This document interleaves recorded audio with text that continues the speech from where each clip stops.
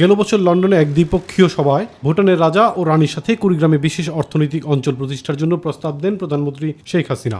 আজ সশরীরে সেই অর্থনৈতিক অঞ্চল ঘুরে দেখেছেন ভুটানের রাজা জিগমে খেসর নামগোয়াল ওয়াংচুক। প্রকল্পের জন্য কুড়িগ্রাম ধরলা ব্রিজের পূর্ব প্রান্ত মাধবরাম মৌজায় প্রায় 134 একর খাস জমি বেজাকে প্রদান করেছে জেলা প্রশাসন। ভুটানের রাজার সফর উপলক্ষে দিনভর অপেক্ষায় ছিলেন কুড়িগ্রামবাসী। বিশেষ অর্থনৈতিক অঞ্চলের কর্মযোগ্যকে ঘিরে আশায় দিন গুনতে শুরু করেছে স্থানীয়রা। অঞ্চলের দক্ষ ও অদক্ষ শ্রমিকেরা কাজের সুযোগ পাবেন এমনটাই প্রত্যাশা তাদের। দক্ষ অদক্ষ শ্রমিকরা কাজ পাবে। যদি অদক্ষ শ্রমিকের কাজ পায় তাহলে এটা আমাদের জন্য খুবই ভালো হবে।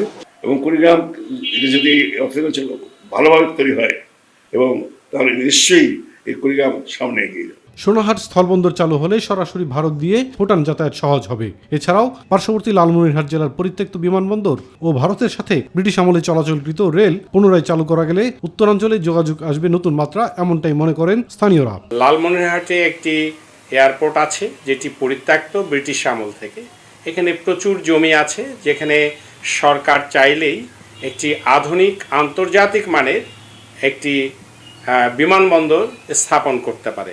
অর্থনৈতিক অঞ্চলটি চালু হলে স্থানীয় শিক্ষার্থীদের কর্মসংস্থানের সুযোগ হবে, বাড়বে ব্যবসার সুযোগ, সমৃদ্ধশালী হবে প্রান্তিক এই অঞ্চল, মনে করেন বিশিষ্ট জনেরা।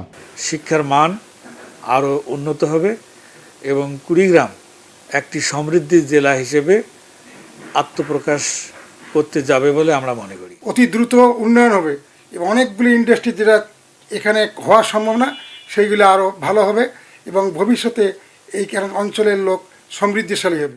ভুটান সরকার তাদের নিজস্ব অর্থায়নে অর্থনৈতিক অঞ্চলটি চালু করবে জানিয়েছে জেলা প্রশাসন। ইপিজেড চালু হলেই দুই দেশের মধ্যে সম্পর্কের উন্নয়ন ঘটবে বলেও মনে করেন জেলা প্রশাসক। সেখানে যে কর্মসংস্থান সৃষ্টি হবে এতে করে কুড়িগ্রামের সর্বস্তরের জনগোষ্ঠী উপকৃত হবে।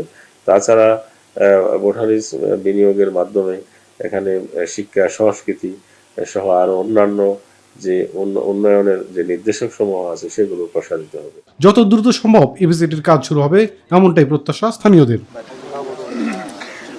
ইলিয়াস কমল, মাই টিভি।